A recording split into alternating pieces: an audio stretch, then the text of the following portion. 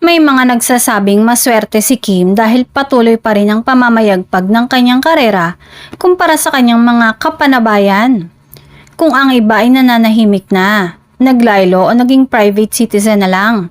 Siya naman itong walang pahinga dahil hindi nababakante pagdating sa mga proyekto. Mula sa teleserye, hosting, endorsements, hanggang mga live events, tila walang tigil ang blessings na dumarating sa kanya. Maaalalang naibalita na ayon sa source ni OG Diaz, nagpa-preserve na raw ng egg cells ang aktres. Karugtong ng chika na ito. Tila pinaghahandaan na rin daw ni Kim ang posibilidad ng pagkakaroon ng sariling anak sa hinaharap. Kung totoo man ito, tama lang ang kanyang desisyon. Sa edad niyang 35, natural lamang na isipin niya ang kanyang kinabukasan habang nasa prime pa ng kanyang kalusugan at karera. Bukod pa rito, marami ang humahanga sa pagiging wise at forward-thinking ni Kim pagdating sa mga ganitong bagay. Ipinapakita lang nito na hindi lang siya basta artista.